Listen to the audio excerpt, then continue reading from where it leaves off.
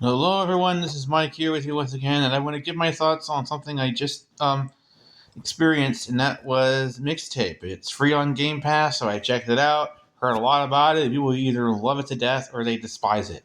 So, but I'm going to give you my thoughts on it, review on it, I guess, and what I thought about it, and what I thought worked, and what I thought did not, because there's both.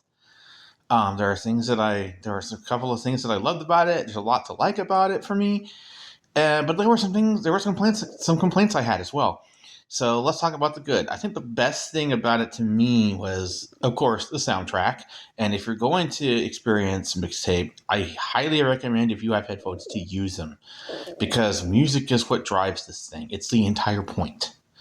So do yourself a favor and put those headphones on. Um, Another thing I say, I didn't think I was going to like the characters, and I didn't at first, but they did grow on me a bit. So there's that. A lot of people don't like the characters, or even people who love the game said you're not supposed to like the characters. Well, to me, I did end up liking the characters, even though they were flawed. But I think for me, again is the passion for music. The lead character has such a passion for music that I related to, because I used to be that way when I was her age. I was obsessed with music for a long time, and then eventually I left music and became a nerd. But anyway, so there's that aspect, and I thought the friendship was decent. It's generic, it's nothing new, but it wasn't really trying to be on that regard. The thing that I was probably the most impressed with was there's a couple of moments for me. I think the one that stands out for me the most is there's a scene. I'm trying not to spoil it the best I can, but I have to describe it to somewhat. There's a moment where where something happens, where that I thought was a interactive cutscene, but it was full on gameplay and it involved a camcorder, and I was like, "What?" So that impressed me. Um, but yeah, so those are the elements I liked about it. What I do have some complaints though, and it's gonna be in the interactivity. I don't care that you're not a game, and I don't care if you're not a game. That's fine. Some of my favorite experiences weren't games. I thought Gone Home was fantastic. Journey and Flower. There's a moment in this game in Mixtape that reminded me of Flower. I thought cool. Um, but there's but yeah. What was I going to say? I was trying to talk about the negatives, I guess, but no, that was still a positive. The whole losing my train of thought here. The whole flower reference. Okay, so yeah, I am fine with interactive experiences. Some of my favorite experiences weren't actually games. The problem with this is that it's very similar to how Bloober Team used to do games or experiences or whatever, where it can't decide its flow or its rhythm. Ironically, it's about music, but there's different elements that take place, and some of them it's done for you. Some of them are things that you can mess up on and you have to do, or that it requires a little bit of skill here and there. That was frustrating. Also, some of the instructions weren't specific enough. Like, they don't tell you enough in certain places what to do, and I even got lost at one point. That shouldn't be a thing when you're trying to do this sort of interactive experience. Um, like, it was trying to tell me, but I don't think it was specific enough for me. Or either that, or in one case, there could have been more accessibility options to sort of help me find things quicker. Um, Stuff like that. Like, I know I'm being really vague, but I'm trying not to spoil too much here, because I do think it's worth your time overall. So those are gripes that I had in terms of the way that it feels. I just wish it would pick a lane, like either force me to have some sort of skill level, or do it for me, but don't switch between the two. Because when you do that, I don't know. Well, I'm like, okay, am I supposed to do something here? Oh, I'm not supposed to do something here. Most of it is mini games, and or mini experience, mini interactive elements, and that's fine. Some of which are games. There are some slight gameplay elements, some small ones here. Like, can you throw something and hit everything and pass that you can? And it does take some skill. It kind of messes you up a little bit there. But so there's aspects that are slightly gameplay. A little bit. It's not the main focus, but it's a little bit there.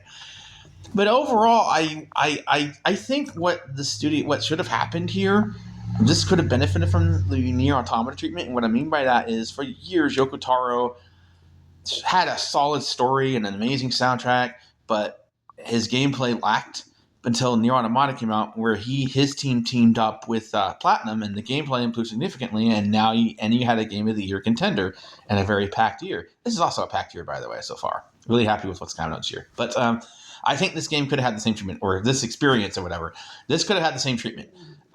Even as an experience, even if it's not supposed to be a game, which I don't think it's supposed to be really. But I wish that they collaborated with another studio to focus on the interactive elements, to make them solid, to smooth out the rough edges.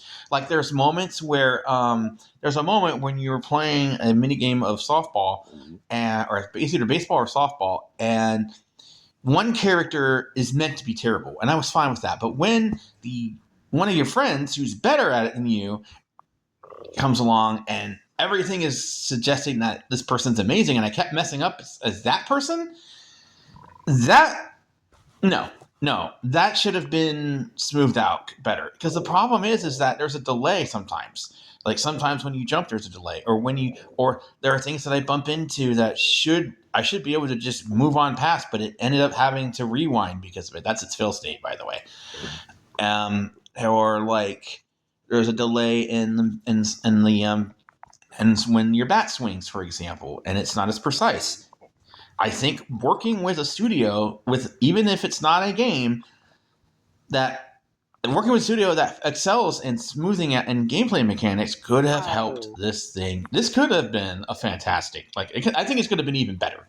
I think the Masterpiece label could have applied here if they had teamed up with another studio to focus on the interactive elements, to smooth things out, make things more consistent, and while still preserving the vision of the developer that worked on this overall. You have the studio that worked on this focusing on the narrative and the story and the music and the style, while having another studio working with them to smooth out the gameplay elements or interactive elements.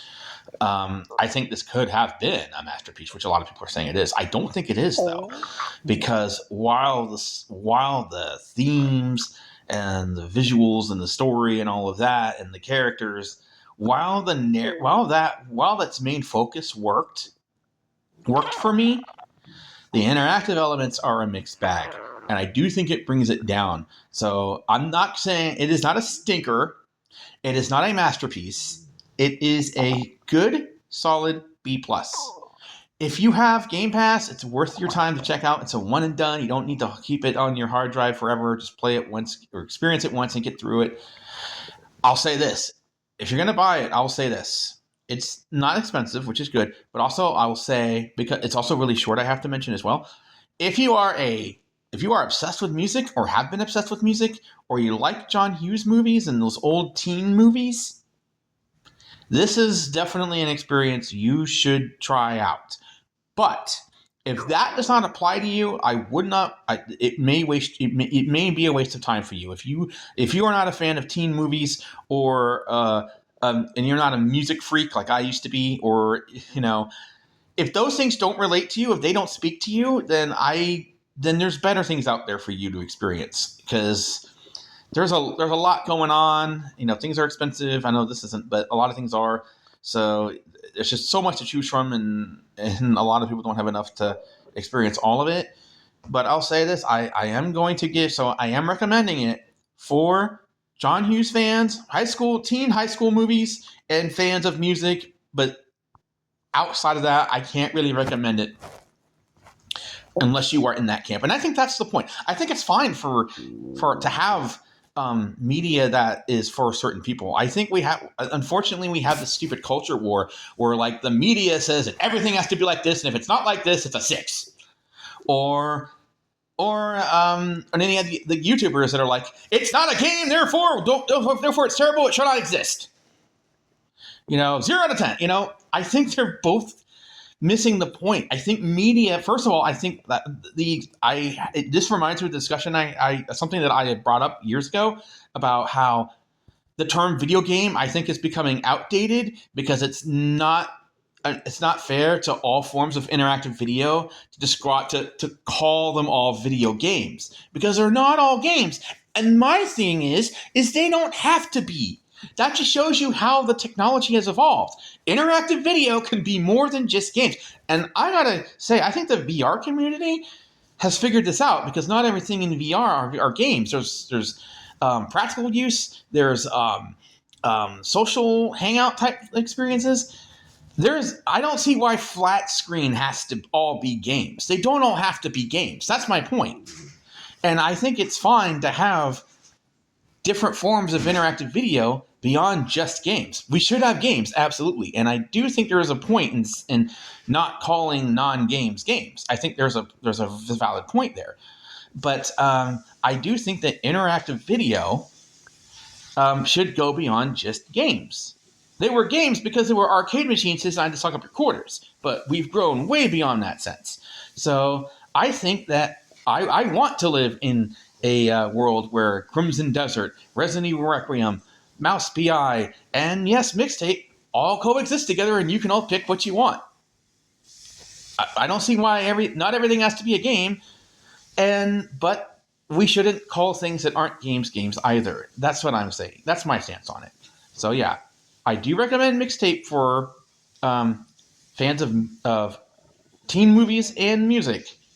But outside of that, can't really recommend. And I don't think it is overall a game. It's an interactive form of storytelling that does well overall, but does have some problems in the interactive department. And I think that working with another studio could help smooth out the edges a bit. So that's my thoughts on Mixtape. Let me know what you guys think. I'll see you next time. Bye.